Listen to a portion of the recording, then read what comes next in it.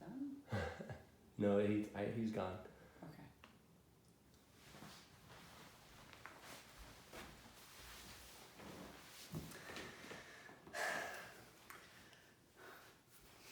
Oh, and this is our microphone. So we have to we only have one microphone. So Okay. we just have to make sure we project. I haven't figured out the 2 microphones thing yet. Okay. That's good. So maybe I'll go this way? Sure, yeah. Then Great. I'll be more inclined to focus this way. Okay. Great. Hello and welcome to another episode of the Respecting Your Elders podcast. We're recording in Nashville, Tennessee, and today my guest is Tari Lewis, aka my future mother-in-law. Thank you for being on the show. Thanks for having me. So let's just get right into it. Where are you from? Where did you grow up? I was born in New Jersey. My parents were from New York City, both of them, and we moved a lot. Dad worked for General Electric, and back then they used to move all their management once every 3 years. And so we lived in several places, but probably spent most of the time in Ohio, towards the end, in Cleveland, Ohio. How did your parents meet? Oh, wow. That was a long time ago. My mother used to help with some of the coal distribution when she was like 10, 11, 12. She grew up really, really poor. I hear jingle bells. Yes, I do too. She grew up really poor. She grew up in the Bronx, and she was one of those families that would get $1. She'd get $1 from the Salvation Army for Christmas. That was her Christmas present. And she ate a lot of potatoes in her life. Mm-hmm. Not hardly any meat. They couldn't afford the meat. Wow. But anyway, so she was helping maybe her uncle or something deliver coal. And my dad was in the street throwing a ball with his friends, and it had gone down in the gutter. And so he was laying over the gutter trying to get the ball out of the gutter. And she looked down at 13 or 14 and said, "What are you doing down there?" And he looked up, and he said that when he walked away, he thought, "I'm going to marry that girl someday." And then they didn't see each other much after that. I guess until maybe when they were getting close to the end of high school, or maybe junior year in high school. And then he tried to track her down again and Where's started that girl talking from to the her. gutter ball? Where's that girl? Yeah. And so they started dating a little bit, but her mother wanted her to get a 2-year nursing degree and said that she didn't want him to marry my dad because she wanted her to marry somebody with money, and so it should be a doctor. So there was a little conflict there, and so my mother was like, "Well, I can't date you," or whatever. But then it got more and more serious as time went on, and Dad, he played baseball, and his high school had a great baseball team, and then he played what we would call travel ball today too, and he won the New York State title, his team, and he was the pitcher. He pitched a no-hitter, I guess, in the finals in New York. So he was really a great ball player. Wow. Yeah, he was a really good ball player. And then he was drafted, or he went into the Marines.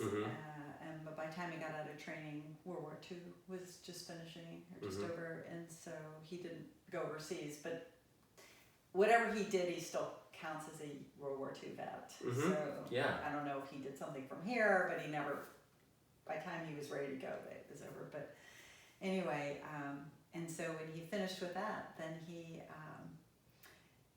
went to play for the Cubs, the AAA Cubs. The Cubs AAA team? AAA team. Yeah. Yeah. I don't know what they're called. I don't know what they're called, but they were in Florida. Oh, so, nice. Yeah, so they started playing in Florida, and then Mom and he kept in touch, writing letters and things like that, and then they got married in Florida. How romantic. Yeah. Even after she said she couldn't Yeah, marry him, his they mother, kept in touch. her mother didn't even come to the wedding because she was upset. She was marrying a ball player back then.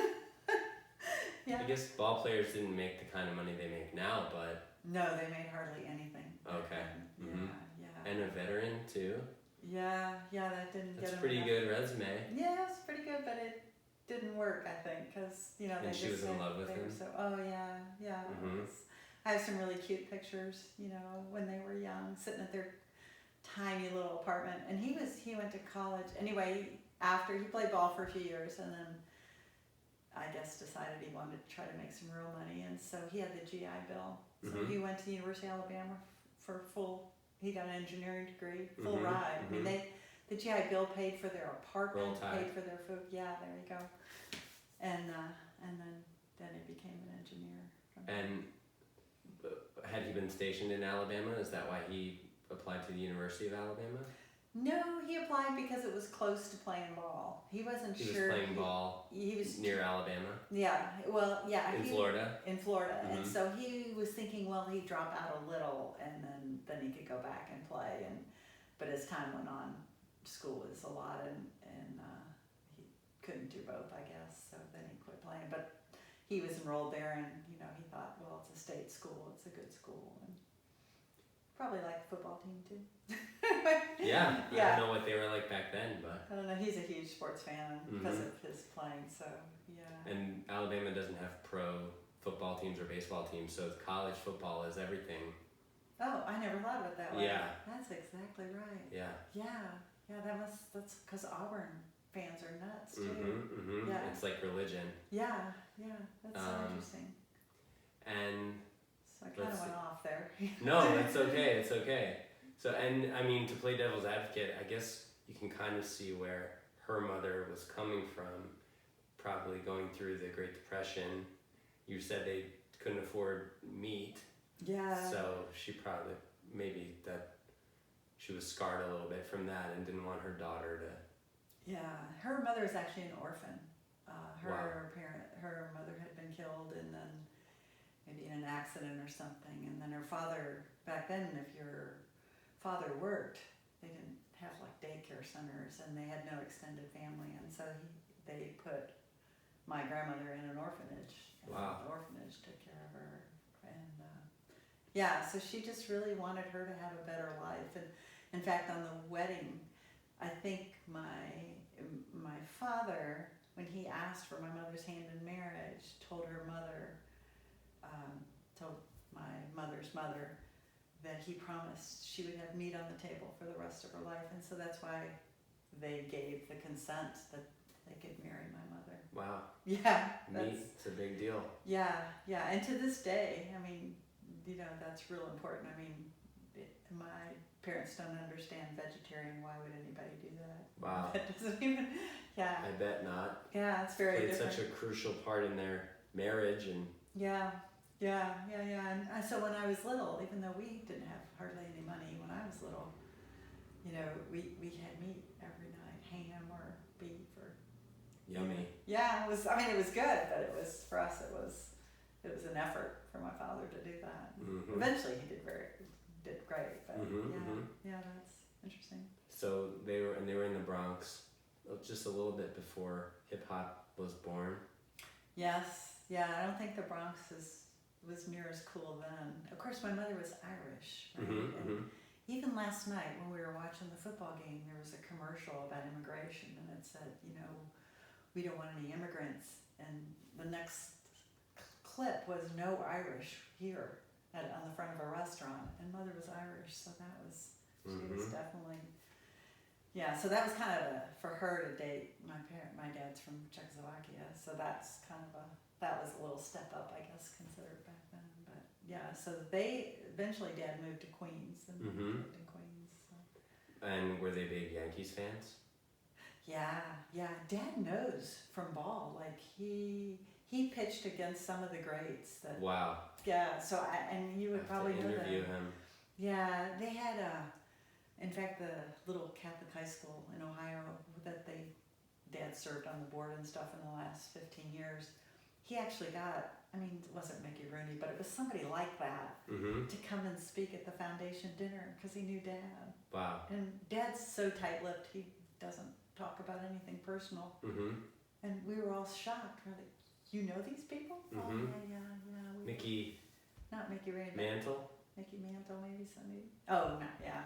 Sorry. That's okay. A famous thought ball maybe. player. Yeah, I don't know. It's a famous ball player. We'll so. try to ask him. Yeah, he would. Yeah, he would probably love to tell you those stories. Yeah. And it would fit in because you know a lot about sports. So. I don't know how much I know about the Yankees back then, but I know the Hall of Famers. Yeah, At least. So he would be able to tell you, okay, he hit against them, or, you know. He was telling me a story about, I think he had signed with the Cubs AAA team, and then he had a tryout with the Yankees after that. And when the manager of the Yankees found out that he had already signed with the Cubs, and he was like, "What are you doing? Go sit up in the bleachers. We're gonna get in trouble for having you." Yeah, he was so young. They sent him to school early, so he was so young when even after the Marines. I mean, he was like 20 after graduating and being in the Marines and stuff. And you know, he grew up in a family of inventors, really. And they had a machine shop in the basement, and they invented a lot of, like, the first 2-color printing presses, whatever. I think his father probably has like 35 patents on things that they invented. But it was just like a big basement workshop. You know, it had woodworking things, steelworking things, and you could, like, when I would go to visit, which wasn't that often, but when I'd be in the kitchen and you could hear the wheels against the metal, like, you know, creating different types of, and very introverted, really brilliant family, but my dad was the most social, and he's an engineer by training, so that's not so social, but yeah, it was very, very different, very interesting family. And so the dad probably, you know, he didn't have a manager or anybody. I mean, even at college or high school, no one said, well, let's, you know, counselor here, okay, you have to talk to these teams and this and that. Dad just didn't know any, you know, he was just bright-eyed and wanted to play in the best team that was interested in him, and yeah. Cubs and Yankees are pretty good. Yeah, pretty good. Yeah, I think that was a big deal when he pitched that. He said all of a sudden, you know, they got a lot of attention, a lot of mail, you know, people reaching out, coming to visit, because back then people didn't call so much. You know, they'd just show up to talk to him about would he like to play for them. And, yeah, so it was kind of fun. That's really cool.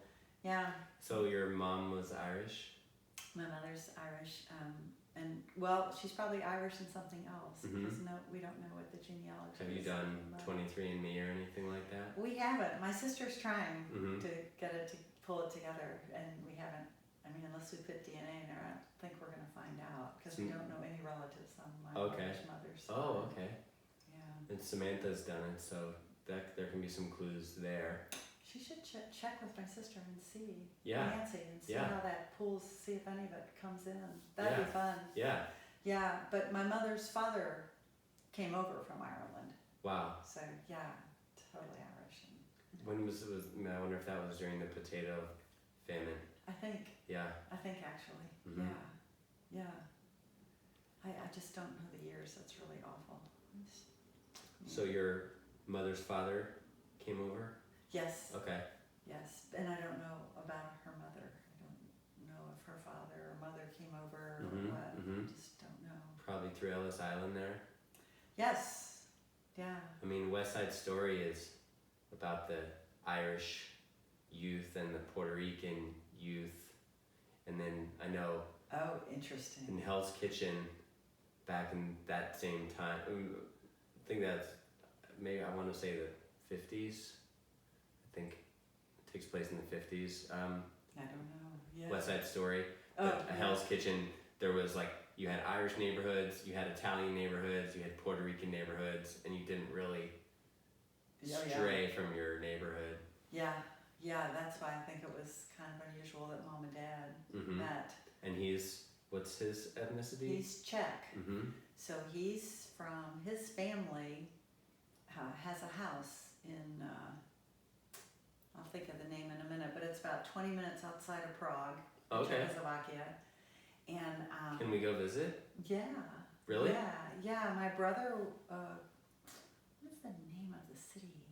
It's a tiny I probably train wouldn't stop. have heard of it. No, but I can't think of it. I'll think of it in a minute. But my brother went maybe 5 years ago, and I got off at the train stop, and my aunt, who recently passed away, she was corresponding with the people that live currently in the house, and they had lived in there for a long time. I mean, maybe they've lived there 40 years or something, but they were renovating, and they found notes and letters and stuff in between the drywall in one of the bedrooms in the closet, and they sent it, my Aunt Rosemary, they sent it to her.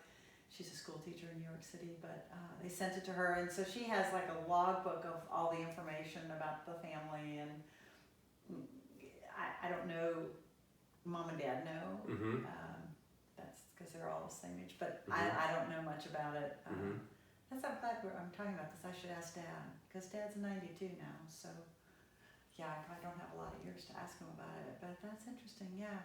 Yeah, so Aunt Rosemary corresponded with them, and she would go over once every 2 or 3 years to visit.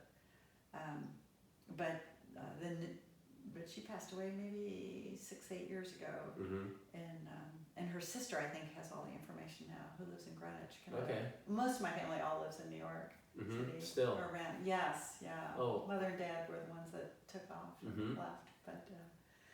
Yeah, and I think the cars in Greenwich, I think they have all the information about it. I wonder where your family lives in New York, because real estate now is at a premium there. Yeah, so if they had a place to live way back then. Yeah, I think they were renting both at that time. The Cars, who is my father's cousin, they live in Greenwich. I think most are in New York City, but kind of in the surrounding areas now, not in the city anymore. So yeah, that might be nicer. You know, that's really interesting. Greenwich, New York. Yeah, Greenwich, Connecticut. So that's all. They just commute in, on the train. So I guess it's just right up on the train. Yeah, yeah. They commute in. Like Stanford and over there, I guess. I don't know. Well, it doesn't matter. Yeah, I don't know. I just know my dad's cousin, he ran an ad agency in New York, and so he's lived in Greenwich like 20 years, and so he just takes the train, and he said it's great because you can read the paper, and he does work, and then he gets on there, and then so it's really handy. But I was trying to think like where the other people live, but I guess they've all maybe moved out. I lived in the West Village, and the New Jersey Transit dropped everyone off right there. Oh, interesting. Yeah. Yeah, so after Dad graduated from Alabama, he got a job with General Electric in East Orange, New Jersey, and that's where I was born. My older brother was born in Alabama, and then I was born in East Orange. That's funny. Yeah, so that's why I lived there, but. That's like my mother and her siblings were all born in different cities too. Yeah, just based on where the job was at the time. My Uncle Bruce, who lives in Atlanta, or lives in Georgia, not in Atlanta. My stepbrother lives in Atlanta. My Uncle Bruce was born in Paris because his father was in France at the time in the military. Oh, interesting. And so I told him he's my favorite French uncle. Oh, fun, yeah. And he responded, I'm his favorite Hollywood actor. Love it. Sort of tongue in cheek. Yeah, I know. I think that's great. Yeah. It's fun. So they're in the Bronx. They eventually, did they get married in Florida? In Florida, because from the Bronx, he had to go in like the draft. He was 17 when technically you're not drafted till you're 18, but however his birthday was, and so he actually enrolled the day after he graduated because his number was already low or something, and then he had to get permission from his parents back then. And the war was still going on. What's really interesting is the last time I was home, Dad gave me this folder. When I opened it up, it had the coupons in that were in wartime. To get food, you could only get so much food in the U.S. too, and so they had these. I don't know if they call them coupons or what they call them, but that's what you would take to the store. Voucher? That would allow you to buy that food, and how many you had was based on how many children. So they had 3 left, like for bread and milk and something else. And so Dad, they're really old, well, obviously, but he gave me a folder. So I have it somewhere in the house, but I thought that was really Interesting. That is. I didn't And know I was that. wondering too about when your father's family came over. It would be interesting to find out. Just living in Czechoslovakia, I guess, was it part of the USS? It wouldn't have been part of the USSR, but just everything during World War Yeah. II, World War One. Yeah. Let's see. It was. Well, that's a good question because. When they came over and why and all that. Because when I knew about it, it was the Czech Republic, Mm-hmm. right, and Before- Slovakia. And Before that, it was Czechoslovakia, Yeah. and before that, I think it was part of Part of Russia. the maybe, right? USSR Yes. when they spread. Yeah. So that's interesting. When they came, I wonder if it was because of the communism or what it was. Yeah, why they came, I don't know. That's interesting. Yeah, because I would think his family, I think, would be pretty successful anywhere. Have you seen the movie Dr. Zhivago? Yes. Great. But maybe I haven't seen it for 30 years. Maybe I should go back and watch it now. That's a great movie. Yeah. But of course, when I watched it, it was all about the love story. But now I'd be really interested in the history part of it. It was.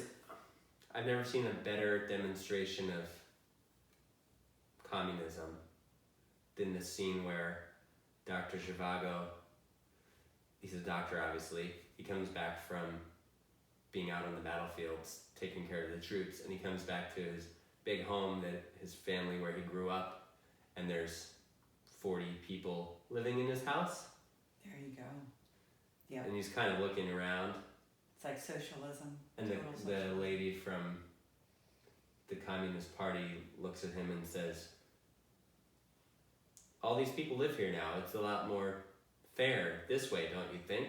And he's kind of like, it sure is. Don't, Wow.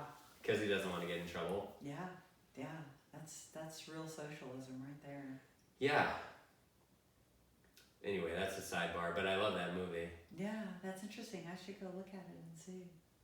Yeah, I'll have to ask Dad. I wonder if Dad even knows when they came and what. I don't know.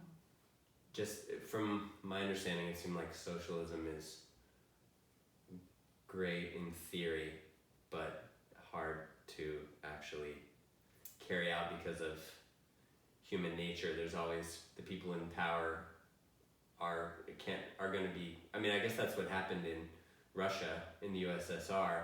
The people at the top Yes. end up being corrupt. Yes, because there's and I think, and I don't know anything about it. I'm an accountant, but when I did study it some in college, and I think to me socialization is that type of arrangement is very difficult because there's no incentive Mm-hmm. to succeed Mm-hmm. or to be better than most. If everyone gets the same no matter what they do. Yeah, it's to me it's like socialized medicine. Will everyone get care? Yes. But if you need, like if your child has some different bone, like her arm's not bleeding, but some different bone and you want to fix it so it works, I would fly to a country that doesn't have socialized medicine because there's a lot of doctors where they can make a lot of money to be able to do specialized surgeries in my mind. And so that to me is the difference. How do you balance that to get everybody covered, but yet to be able to cover the, help with difficult situations is to me is hard in socialized medicine. That's why it doesn't work so well. And then there's, in certain smaller European countries, it seems like they're relatively close to socialism. Most of their money goes to taxes. But it seems like in smaller countries, it can work better. Like it sounds like in places like Sweden, everyone gets 3 months vacation, and if you want to be a painter, you can be a painter, and I guess I'm talking way outside my knowledge here, but I was seeing like in Berlin, no one can find a place to live, Right. because everything is adjusted. Yes. Yeah, it's hard. Berlin is interesting. I went for the first time this year. I did too. Oh, yeah, it's interesting, isn't it? And even though Maybe I saw you. even though West and East Berlin are not separated anymore, there's definitely a different vibe. I mean, it's almost like East Berlin's kind of the hipster spot, sort of, it seemed to me. Yeah. And the prices are a lot less, even though it's now, in theory, one city. I think because West Berlin was developing faster, Yes. and the hipsters, cool crowd always infiltrates the places that have potential to be developed with the low rent and Yeah. they don't mind maybe. In fact, they embrace a more dangerous or. Yeah, there's almost, I think near the border where we were, there's in the East Berlin side, it's almost like a gentrification's going on. Like the cool restaurants were starting to be on, the new cool restaurants were starting to be in East Berlin near the border. Yeah. But the price wasn't near as high as, West Berlin is almost not like New York City, but it's definitely like a big city, more cost. And It seems like it's happening everywhere in the world. Well, that's, Like yes. no one, they say like no one can afford to live in Paris, no one can afford to live in Manhattan. Yes. Yeah, that's really a good point. Globalization, I guess. Yeah. We're so interconnected, and That is so, yeah. because I guess, I don't know, 100 years ago, if you were born in Iowa, on a farm, you just take over tending the farm and have Yes. a family, Yes. but now if you're born in Iowa on a farm, you have a supercomputer in your pocket Yeah. that tells you about, you could be Donald Duck at Disney World, or you could, Yeah. I don't know, be an Yeah. acrobat in. Yeah. It's interesting because you're talking about that. Like when my father, his philosophy is, send a child to school as soon as you can. Like don't, even if they're the youngest, it doesn't, send them as soon as you can. And then when they get out, and then try to get them to go. If you can get them to go to college, and then don't come back home. Go explore. Go. And of course, with my children, I feel the opposite.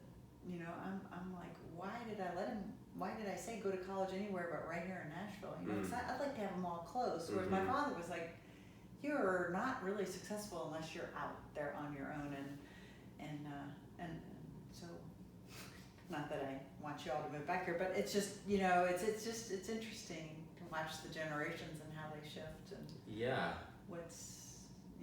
I noticed the theme of a lot of those Hallmark movies are someone coming home from the big city to the small town and second guessing, why did I ever move away from here?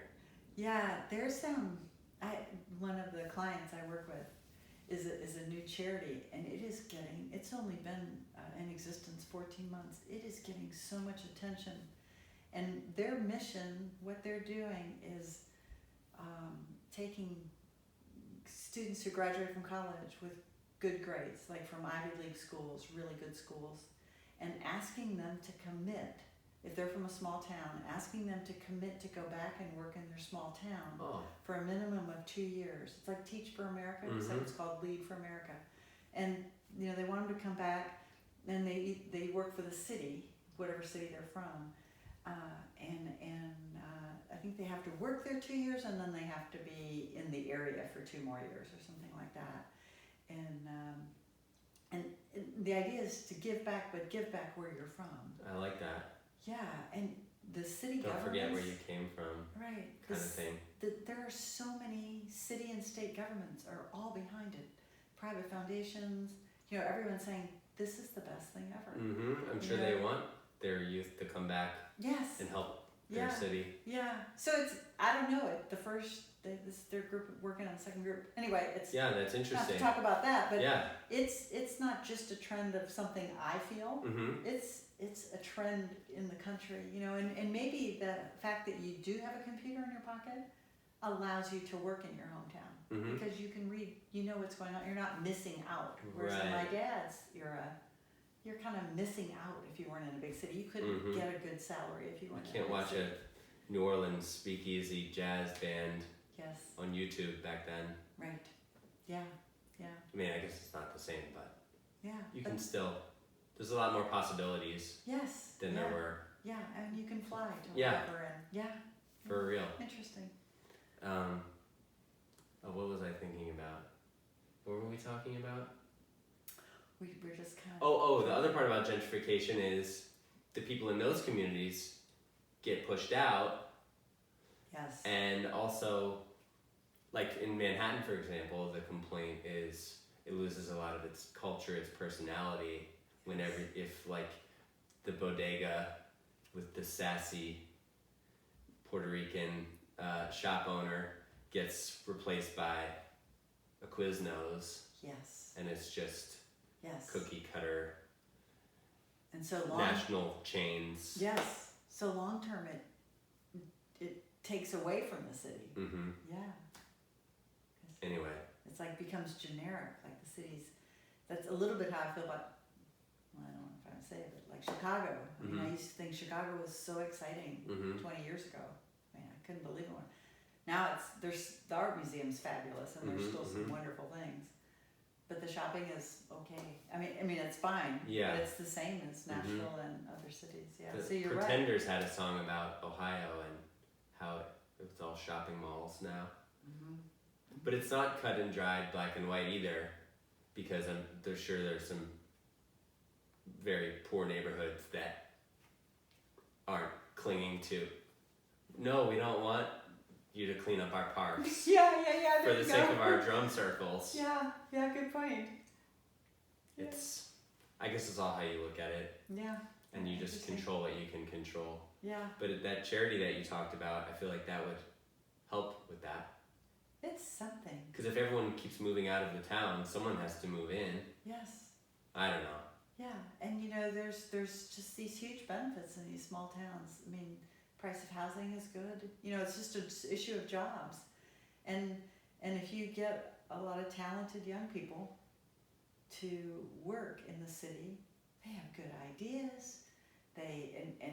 If they're bright, they do things well. They negotiate well for companies to come in. I mean, there's so many benefits. And they'll spend in their community. And then all of a sudden, if you have this nice little community, you have great places to raise families, and you actually maybe have a backyard, and it's just for your pets. And yeah, it's something I think of, but I'm so excited that there's this whole movement that's loving this. I think it'll be so great for America. That's cool. Yeah. Maybe the world if they follow suit. Yeah. I think Germany's pretty good at this. Germany is, I think. Yeah. I don't know. They seem to maybe that would alleviate homelessness some too. I hope so. Yes. Yeah. Okay, so when did you leave New Jersey? When I was little, like maybe 3, something like that. Yes. Let's see, and then I moved to Cleveland, maybe. Yes. Cleveland. And lived there for. I think Dad turned down a transfer, so maybe I lived there until I was in 3rd or 4th grade. And where was he working at that point? General Electric. Okay. At the plant. There's a plant. There's 2 huge plants, or were in Cleveland. And how many siblings did you have? I think by then I think there were 4 of us at that. So those 3 siblings at that time. Okay. And then we left there. What was that like in Cleveland? Do you have any memories? Yes, I mean, I thought we lived in this big house, but I've gone back to see it. It's this teeny tiny house. There's just one after another in the street the straight street that goes forever. Everyone has a driveway in it. Yeah. And what part of Cleveland, by the way? Do you know? Wickliffe. Okay. Yeah, and we had a driveway. My dad will know where that is. Oh, should I? He grew up in Cleveland. Oh, really? Yeah. I didn't know that. Yeah. Oh, I'm gonna have to ask him about that. Definitely. Yeah, that's fun. I wonder where he grew up. Do you know? Maybe not. Did he? Well, my grandfather was in Shaker Heights. So, and when my grandparents passed, they were in Shaker Square. So. I wonder if yeah, I think we just live a little bit farther out than that. Okay. I think. I think. I'm not positive about that, but yeah. And my big memory there is used to snow a ton. I have a friend that had a snowplow business there. In Cleveland? Yeah. Oh, that's very successful business, I'm sure. And they used to plow the streets, and the snow the streets were wider, and the tree lawns, as they call them, were short, not very wide, and the snow would pile up really high. And so we would make these big forts. I mean, back then you had to play outside. We never got to play in the house. I mean, I was outside. If it wasn't a mealtime and I wasn't in school, I was outside. And That's so great. well, yeah, sometime and sometime. But anyway, so we have these big mounds at the bottom of the driveway, and the siblings would kind of pair off, and we would make all these. We'd have like 30 snowballs we'd make inside the forts, and then we'd have snowball fights across this driveway at the end of the driveway. I mean, so fun. Yeah, like all winter. That was the thing. How high those forts could get, and we'd go in the basement and we'd be blue. When it's dinner time. It was so cold. Is there a fireplace? In our house, no. It's just.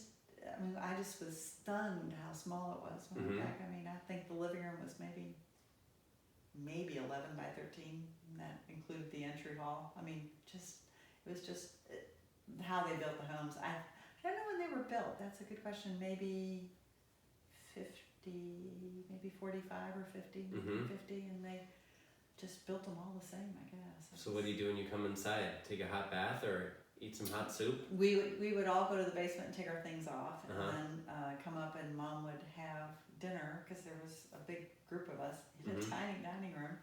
We had a really formal house. We'd all wait till my father sat down, and then we got to sit down. Even though it wasn't fancy, it was just, and yeah, we always had hot food, and then shortly after that, it was bedtime. It was a house of early bedtimes, but I guess that's good. If you're going to be outside all day, you're probably pretty pooped anyway. So that was a lot of fun. It was a fun city. It was a city where I went to kindergarten. I don't know how far it was. I mean, maybe not that far, but maybe 12 blocks. And I walked by myself, to kindergarten every day. Wow. Yeah, I mean, that's what everyone did. I mean, all the kids were all walking there with you, Yeah. Yeah, so it was just a different, we only had one car, so we had to go pick up my dad at night. And we had a paneled station wagon, and we all pile in there, and he'd be in the plant. And sometimes we'd sit there for a half hour, 4 kids and my mom in that dark, waiting for No dinner. iPads. No iPads, nothing. But it was just what it was, It's just how we did it. But yeah, it was fun. My dad ran for city council. He was a city councilman, I think, back then. And yeah, my dad was always busy. He was always doing a lot of different things. And then around 4th grade, then we moved to Louisville. There's a huge GE plant, or was in Louisville. I think it's called Appliance Park. It might still be there. And that was a little bigger house. It actually had where my mother lived. Remember? My mother lived in Kentucky. Did she live in? Yes, she did live in Louisville. Yeah. When I talked to your mother when I was there last month, there were so many similarities. We owned the same car, same kind of car. She had a Mustang. I said, "Oh, I love Mustangs." She said, "I had a Mustang." I'm like, "What?" Yeah, that was really fun. Yeah, so we lived in Louisville for maybe 4 years, and it was fun. Dad, did the work thing, and I walked to school. I bet it was 1.5 miles or 2 miles. Wow. Yeah, I mean, warmer? It was definitely warmer. Yeah, but I'd be walking down the street, and some of my friends would come out of their house. They were walking too. And I mean, it wasn't. And my brother walked. His school was closer, and he went to a big high school, and that was fun living there. My parents were really active. They were Kentucky colonels, for the Derby thing. And what is that? I'm not sure exactly. It's something official to do with the Kentucky Derby. And the governor and the Derby, and if you're active in the States somehow, which I really don't know what Mom and Dad did. I do know there were people, neighbors of ours, that were maybe worked for the governor or worked for the Derby or something like that. But the Derby's a big deal. Did you go? Derby week. We were to the Kentucky Derby? No, my parents always went, but no, we never went. Yeah. But it's kind of a really big. Hal, my brother, he was really active. He still lives there now, but Derby is like a whole week, of events and dinners and things like that. And so I don't know exactly how they became Kentucky colonels. I don't really know. I know that I've seen the little certificates, but Yeah. Just sounds like Kentucky Fried Chicken. Sure does, doesn't it? The Colonel Sanders. Yes, yeah. That's so interesting. I just knew they were kernels, but I don't even know what that is. Well, I don't either. Yeah. Sounds important. Now you can't really get a seat. Mm. You can get in the infield all day. Mm. I mean, you have to pay to get in, but it's really hard to get a seat at the Derby anymore. Everyone dresses up. It's a very dressy event, and it's hard to get tickets because, all the companies, I guess it would be like Right. Super Bowl or something, right? I mean, All the companies get a bunch of seats so they can and they own them for years. Like, I don't give know their if there's, clients I don't know if they're PSLs or what, but yeah, but probably Deloitte and PwC and yes, yeah. I mean, it's just because there's not that law many, firms and right? It's not like it's not built all around the track. It's just kind of in that one section. Yeah. So I'm thinking of, I don't know, seats $10,000 or $5,000. Or Okay. something. Yeah, it's just not. Yeah. So I did go to see the facility when it was like I've taken several tours of it and things, but I'm never close to Derby Day. Did you listen to music at all when you were a kid? That's in Kentucky is where I first started listening to music, and we had tons of singles, right? And we had this big stereo console that my parents had, and when they were gone, when they left us alone during, my mother would go to pick up someone else or whatever, go see a neighbor, we would stack these singles that were 79 cents a piece, right? All the kind of the hit singles onto this big fat round thing that covered on the record player, and we stack all these singles and we would just play them, and we would just turn that up as loud as we could, because it was fun to listen. Yeah. Sure enough, then someone would be the lookout. There were then 5 of us by then, and someone would be the lookout person. They'd be like, "Mom's in the driveway." We just turned that stereo up. But they were, it was the Monkees were big back then. Yeah, and that was one of my big Christmas presents. I got a poster, a full face size, poster of each of the Monkees, and they were black and white with pink background, and those were in my bedroom, So I was listening then, and the Beach Boys were really big. I knew their songs. I had gotten a couple of their albums, and I just knew. I know especially a couple of the albums. I just know every song in order. I knew, because I listened to it so much. Still? Not now, but I think if I heard it, it's kind of like as I got older, like Carole King's. I used to listen to hers, in order. No shuffle back then. Yeah. Yeah. And they would make albums that way to be listened to from start to finish. Yes. Yeah, and that was how. What about the Beatles? Yes, the night they were on Ed Sullivan, I remember we all came down, and I had heard about it at school. And I said, "We have to watch Ed Sullivan." And Mom said, "Well, I don't know. It depends how late it's on." And I said, "There's somebody famous on there. They're called the Beatles." And she said, "I've never heard of anybody called the Beatles." She said, "That sounds like it's not a real person." And then I remember watching it. It was pretty. I also saw the Monkees on Ed Sullivan when they were on the first time. Yeah. So. Yeah. Ed Sullivan show had good PR. Ed Sullivan was the it show for new music and new. I mean, if you were a comedian or you were music or dancing, of course, was popular back then. Fred Astaire, I guess. But the Ed Sullivan show was kind of it. I think. Do I have that right? Is that the Ed Sullivan? Yeah. Yeah, that's Sullivan. right. Yeah. And the fact that you saw the Beatles perform on the Ed Sullivan show live, that's such an iconic moment. Yeah. Although I have to say, I do remember. I mean, they look so young. All their hair, the way it was. I Want to Hold Your Hand, I think, was one of the songs. I think you're right. Yeah. And the girls are screaming. Screaming. I don't even think the Monkees were shaving, some of them, at that point. Were they 18 or something? Not even. Yeah. I don't know how old they were when they were on it. But of course, we all thought they were. The Monkees, were they? Like Davy. They weren't American, were they? English. Okay. I'm pretty sure they were English. Yeah. Were they, I don't know if you know, if they were they considered just sort of like copying the Beatles? No, I think the Beatles were maybe cooler. The Monkees were kind of like Justin Timberlake kind of feel, right? The girls, like, talk more about love and more. They were silly. They weren't. Yeah, I remember they had a show. Yes. Did very you watch much. the show? Oh, whenever I could, but we weren't allowed to watch TV too often. Mm-hmm. I was in bed. Once it got to be 7, it was like good night. So. Mm-hmm. Were there any other shows that you liked as a kid? No, the only other one I was definitely allowed to watch was what's the one with the Tin Man and Dorothy yeah, Wizard of Oz. Yeah. So that's really the only. I loved that movie when I was a little kid. Yeah. When I started to babysit when I was in Louisville, Mm-hmm. that's when I started to watch TV. Once those children are in bed, boy, I'd go down, and of course there are no remotes, right? You had some And I catching just up to do. Oh gosh, I started watching Man X and any kind of detective show. What's Mannix? A detective show? Yeah. And then there was one with Ilya Kuryakin, and I remember his name. It was so fun to say, but he was like a detective, and yeah. So that was a whole new world for me. Babysitting. I'd open the fridge, all the food in there instead of just meat and potatoes. It was really fun. Yeah, it was a lot of fun. Just have at it. Yeah, that was very fun. One of the most fun things I think I did was the summer of my 6th grade.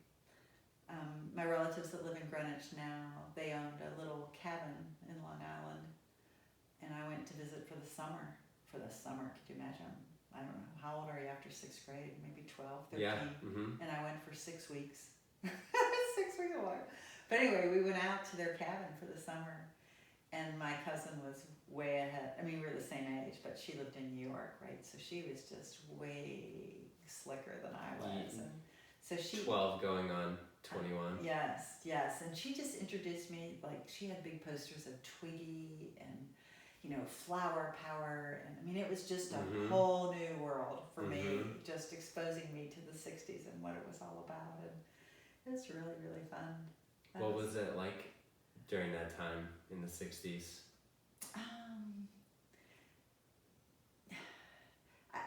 I wasn't really allowed to be part of it, but I remember parts of it. Of course, when you're little like that, you think of different, like I remember Gloria Steinem, her people talking about her and what she was doing, and I really didn't understand what she was doing, but I did like her hair, and I liked how forceful she was when she talked, but I'm not sure I really understood what she was about.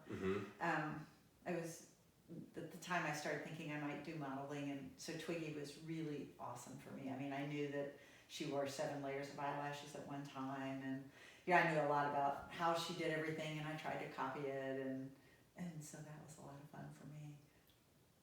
Did you go into Manhattan at all during that summer? No. Oh, well, they actually, yes, I guess I was. They, back then I haven't even connected. They had a home in New York City. I wonder where it was.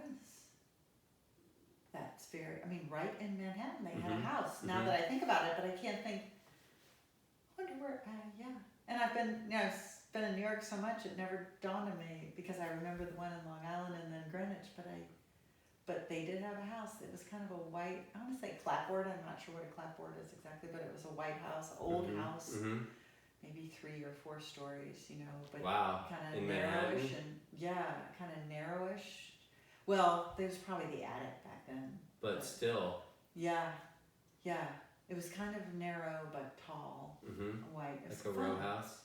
Yeah, maybe. If it was narrow, maybe? Yeah.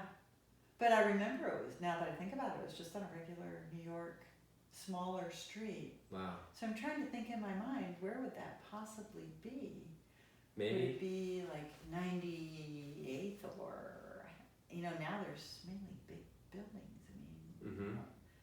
Like I don't think it was like up on 135th or anything, but I really just don't know. Huh. That's not interesting. West side?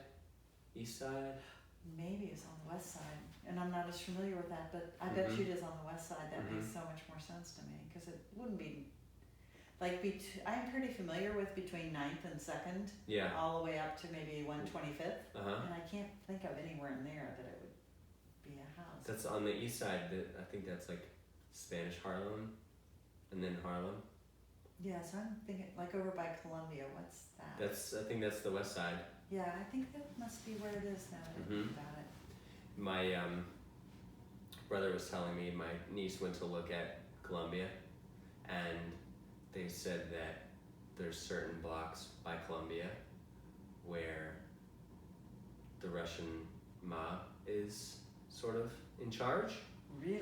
And those are the safe areas for the college kids to go.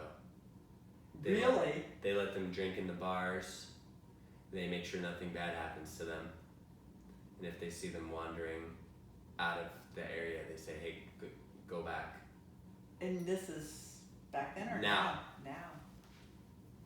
Well, that's so interesting. Just the college kids come and yeah, drink and eat in their neighborhood, and yeah, in turn they make sure nothing bad happens to the drunk kids wandering back to their dorms at night. That's so interesting. So is it nice over there? I don't know much. I've been to Columbia once or twice, but I don't know much about it. So not so nice, maybe. Oh, well, I guess maybe from that story, it's just, Yeah. I feel like it's just A New York little City. rough. Okay. Like, I just think in New York City, if you have your guard down everywhere, it could be dangerous potentially. There's just so many people everywhere at all times. Yeah. So would there be some 3 or 4 story white houses, maybe like row houses over in like West Village or over where Scott, like Houston, over in Houston and back in Well, in the West Village, my apartment building was, I think, 5 stories. Oh, so older, maybe? It was old, yeah. Yeah. Yeah. Interesting. I'll have to investigate this. Now I have all And these I had a questions. friend, his apartment building was only a few stories, so for Yeah. sure. Okay. Yeah. Interesting. And back then too, even more so, I bet. Yeah. Again, I'm talking outside my Well, I don't know. knowledge. Well, I'm gonna find out. And I've been to Los Oh, yeah. Angeles for almost going on 10 years, so New York's, Are you really? yeah. So New York's Oh, that one. probably way different than, I've visited a few times, but Yeah. yeah. Huh. It'll be in September, next September it'll be 10 years. Wow. Time flies in Los Angeles. Yes. The weather doesn't change. Yeah, which is nice. Yeah, but it's harder to mentally keep track of how long you've been Oh there. yeah, because of the seasons. Mhm. Yeah. I hadn't thought about that. And I guess as you get older, time speeds up too, or feels like it. Certainly feels like it. Yes. Yeah.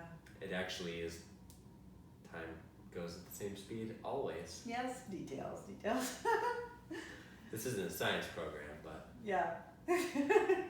So you're in Louisville, listening to the Monkees. Extracurricular activities at school? Modeling, you said? Hadn't really started that yet. I started it when I left Louisville and went to Ohio, but I'm not sure I really did much then. I just Did girls didn't. play sports? They didn't in the elementary school we were in. Mhm. Or in high school? I left after my freshman year. I Oh. went to a huge high school my first year in Louisville, and Mm-hmm. there was no family support to do anything like that. Okay. So you need to come home and watch the kids. I mean, You would watch the kids? yeah. That was your I mean, extracurricular? That was my extracurricular. Mhm. Like every night after dinner, I would fold piles of diapers, and and then I had to hold the baby. Cloth diapers? Yeah, cloth diapers. Mhm. Yeah, and I was the oldest girl. Helping your mom? So yeah, Mm-hmm. and it got to the point as I got older. Even when I was 12 and 13, I'd make the whole dinner. Because she was, I'm not sure what. Cleaning or... Yeah, and there was also back then a little hierarchy, right? So my brothers, my older brother, my younger brother, they had to be breadwinners. So they needed to be in speech competitions. They needed to be, but And you had one car. and we had one car, and I was gonna be a housewife. And my father's and So they mother's thought. perception. Yeah, so they thought. But so that's what I was being groomed to do. Mhm. I needed to learn to cook, and they wanted me to go to school, but Mm-hmm. the other part was just expected. It wasn't optional. Did you have any feelings about that at the time, or was it just sort of the way things were? It's the way things were. Mhm. And my peers, it was the same. Mhm. My friend, she was the oldest girl, and there were 7 in her family. She had an older brother, and her older brother was out at her dad's office, helping, copying, whatever, things like that. And she was taking care of her sisters, and we would walk home to school together, and with them. But that was our social. So it's probably good we walked, because that's how we would socialize and then see Good each other cardio. the next day. Good cardio. Not Healthy. that teenagers need to be thinking about cardio, but Yeah. Exercise, good exercise. Yeah, it was good sunshine, and yeah, it was good. It was good. Simpler time. Yeah. Sounds Yeah. nice. And then, then you went to Ohio? Then we your moved to sophomore Ohio. Yeah, that summer, one thing my parents thought was really important was that they wanted everybody to go to Europe before they graduated from college. Oh, how forward thinking. Yes, and there was an opportunity for me to go study in France with the sisters, the nuns from Catholic schools. And you could have 10 kids go from your school. And there were kids from all over the country that went, and we all met at the University of Tours in France. And I was a good French student, which is pretty surprising, but nonetheless I was. And Wait, why is that surprising? Because I'm more of a math person, so I'm not so good at language, but French was interesting to me. And so I got to go to study in France for 4 or 5 weeks. And that was my second awakening to the rest of the world, because there were kids from California and Utah and everywhere. And we lived in a dorm, and we studied classes every day from 8 to 2, and then you had an hour off, and then you went into the city and did speaking classes from 3 to 5, and then you come home to the dorm to eat, and they would have tongue, for dinner, and it was a whole new world to me. And that was a lot of fun. And I won the award for the outstanding French student. Congratulations. When I was there, even though don't ask me to say anything except parlez-vous français. All right. It. But I bet maybe you would learn it back quickly if you wanted to. I think because we were reading. I'm not great, but yeah. And then I came back, and my parents moved while I was gone. They moved to Ohio. You came home, and there was a for rent sign on the door. They must have called my school and said, we need her to fly to Ohio instead of Kentucky. Yeah. And so they enrolled me in the small school there, and they were starting a women's sports program, and I always wanted to play volleyball, and so they were talking about it, but they weren't doing it, and they didn't have uniforms, and of course the boys had all the sports in uniform, and so I was only there not even 4 or 5 weeks at the new school, and I went into the principal and said, this is really unfair. All the boys' teams have uniforms, and they just want us to we had to wear uniforms to school, right, but blouses, and they said, well, you could wear any shorts you have in your white blouse. And I said, why don't we have team uniforms? All the teams we play have team uniforms. So sure enough, the next game we had uniforms, and that was a lot. So I played volleyball. Good for you. All through. And then I was the captain of the team toward the end. That was fun. It was a lot of fun. I played a little bit of basketball, but not as much. I wasn't as good at that. And then I played tennis on the tennis team. So, yeah. So you and Craig had that in common too. Yes. Yeah.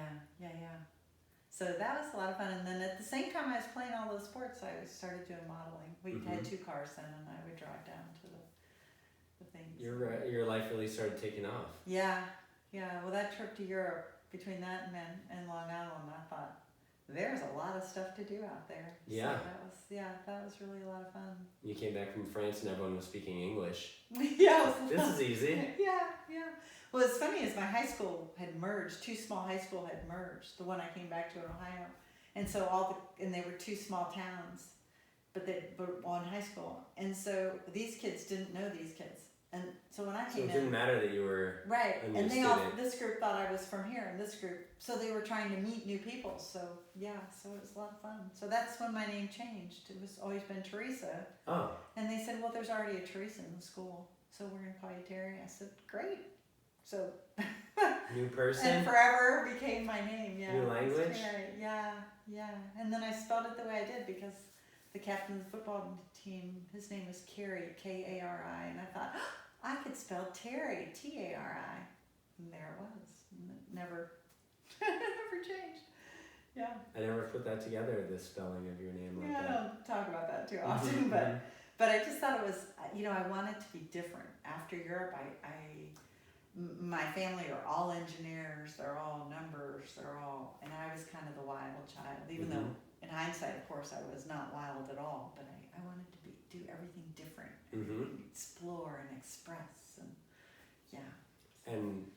Sounds like going to France had a direct impact on you immediately.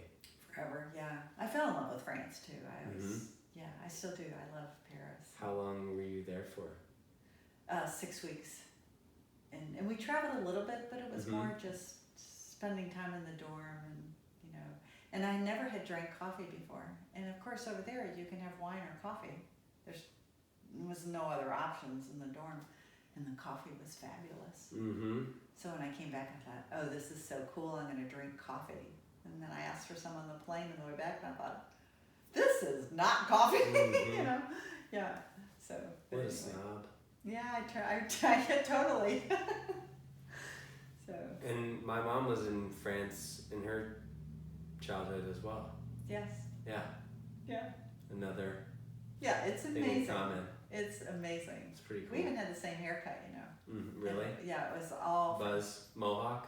It was all from, what was her name? She was the pinup girl when we were young.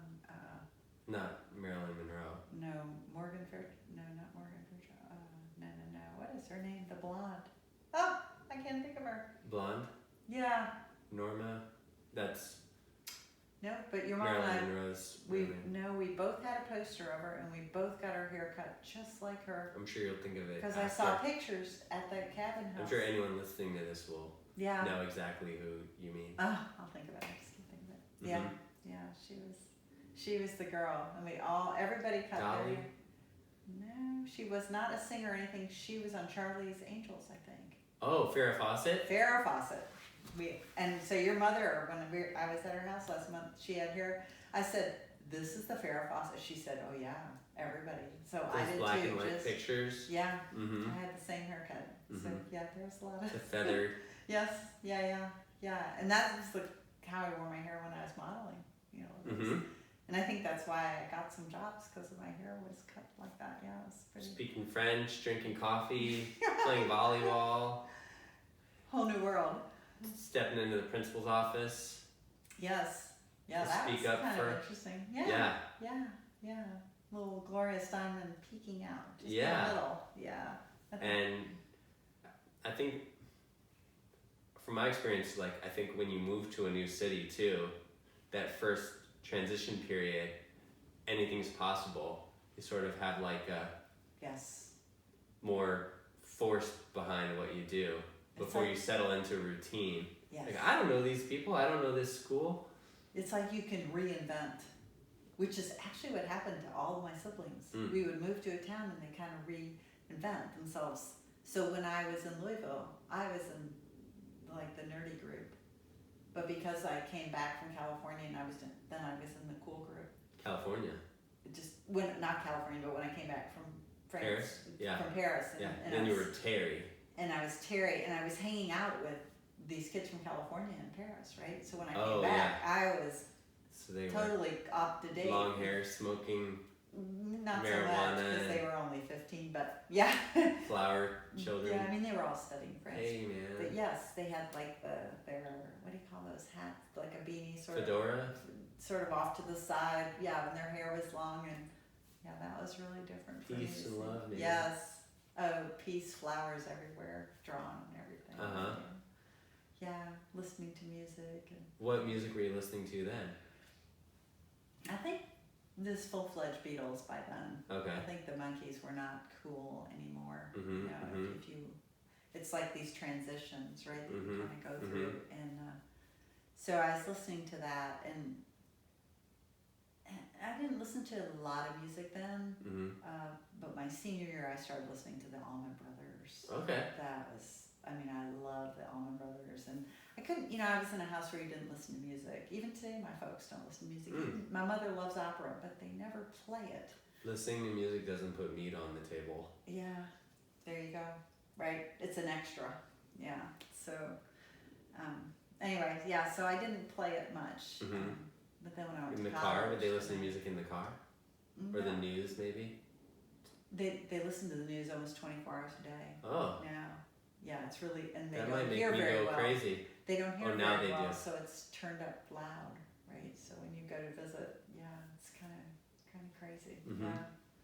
Once in a while, Mom used to listen to They're the most opera informed in the car. couple in Ohio, probably. Yeah, I mean, and you know, back when they were young, the news wasn't repeat, but really the news today is set for, I think, I forgot what his average listener listens 12 minutes or something, so they repeat the top stories, right? So, Yeah. and then maybe every fifth time they'll add a little nugget or something. Yes. I would have guessed the average person today watches the news about 8 hours a day with the cable news networks. Oh, but it just goes and goes. Yeah. But It's so addictive. much. People get addicted to Mom and Dad are. Dad can hardly. outrage and Yeah. because that gets ratings. Everything's a big deal. Yeah. I was home for 3 or 4 days. I was totally current on what every congressman thought, what every. Mm-hmm. And now, of course, I haven't listened to it for 3 weeks, so I have no idea what's going on the last 3 weeks. I feel more sane that way. Yeah. I want to have a little general idea of what's going on, but you can get sucked in and. Yeah. I think 5 or 10 minutes on the phone in the morning is, enough for me. Sure. So, yeah. Some headlines, maybe. Yeah. So, yeah, and so in college, then I had to work. Wait. Oh, sorry. No, it's okay. What town in Ohio were you in? Oh, Piqua, Ohio. Uh-huh. Yeah, just a really small town. I think it has the same number of people today that it had when I was in high school. And that's where your parents still live? That's where they still live. Where Yes. Samantha and I visited? Yes. Mm-hmm. Yeah. And that's near Dayton? Yes, about 20 minutes, 25 minutes north of Dayton. How far from Cleveland? I want to say it's about an hour and a half. Okay. But And could Craig be was wrong. in Maslin? Craig was in Maslin. Mhm. Yeah. An hour away, maybe? 2 hours? Yeah. Would you say maybe Cleveland's 2 hours from I'm not Piqua? sure. Yeah, maybe Maslin's an hour and a half from Piqua. Okay. Yeah, not so. I don't remember. That sounds about right. Well, we Samantha and I drove from Cleveland across down to here, Yeah. right? Oh, yeah. Is that when you stopped to see Mom and Dad? Yeah, it is. And we stayed at a hotel the night before, so anyway. Yeah, in between. We can Google it. Yeah, I just don't remember. Me neither. But, and so, I don't know where I was going with that. Any other memories of high school in Piqua? Yeah. High school's always a big time. You just remember a lot of things. It was the first time, when I must have been in the choir too. Yeah. I don't know. You were doing a I went lot. from nothing to everything. I was in the choir, and there was a big choir performance one night, Mm-hmm. and my parents never This is at your church? no, in high school. In high school, okay. And my parents never Was it a Catholic came school? to any Catholic school. Okay. They never came to any events really at the Mhm. high school. Like when I was playing in a game, or they were really busy. I have a disabled sister, and they were really busy with that. But that just wasn't something. I don't think my husband's parents ever came to see him either. That you just didn't do that. Mm-hmm. It wasn't done much. Mm-hmm. And there was a big performance, and so they decided they would come to this one performance. And I went up early on the bus. The bus picked us all up, I guess, to go up to get ready for this performance. And then Mom and Dad came, and after it was over,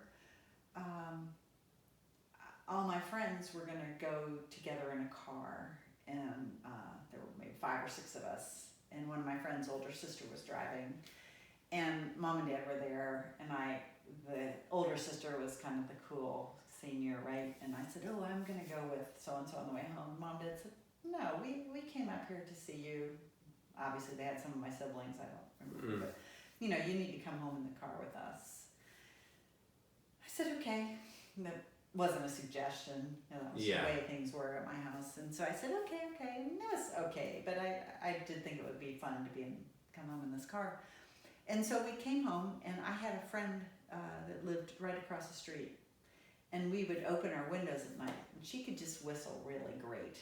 She'd whistle, and then I'd stick my head out, and it was a real quiet street, so we could hear each other, and we'd just talk, how was your night? What did you do? Out the window, right? Because we don't have a cell phone or anything. And so her name was Margie, and so I just thought, well, I'll go home with Mom and Dad and talk to them, but then I'll go up and wait until she gets home, and I'll say, how was it? Did you go anywhere? What did you do? And I waited and waited and waited, and I mean, I waited till like 11 o'clock, 11:30, and we had school the next day, so I thought, where is she? Why isn't she home? And so I finally just went to bed, and then the next morning I came down for breakfast, and my parents looked really upset.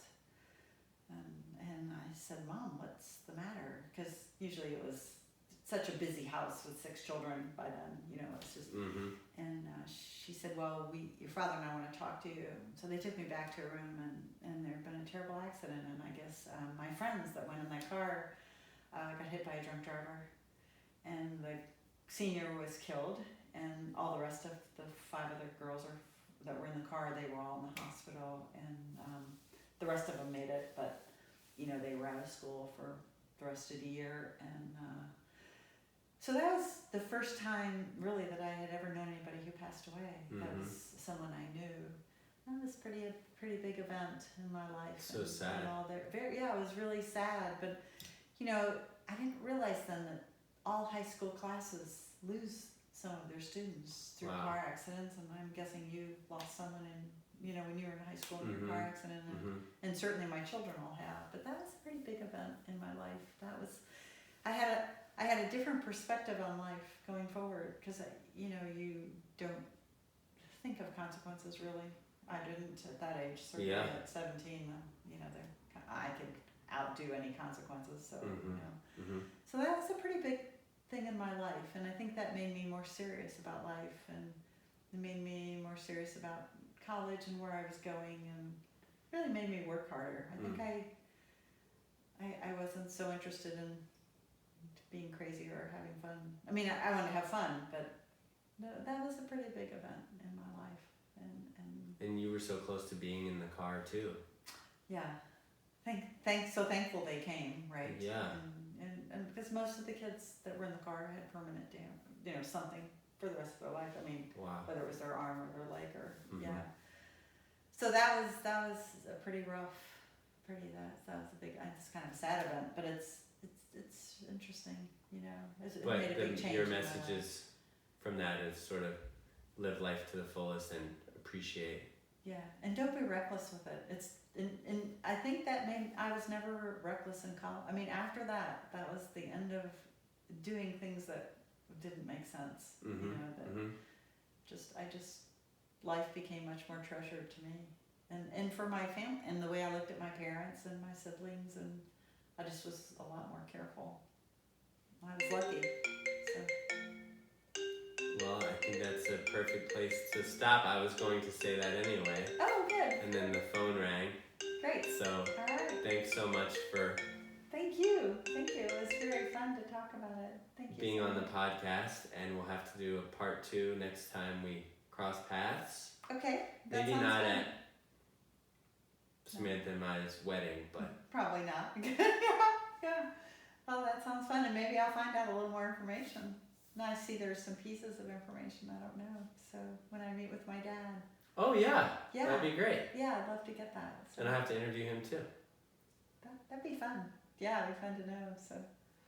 Well, thank you. Thanks again. Thanks so much.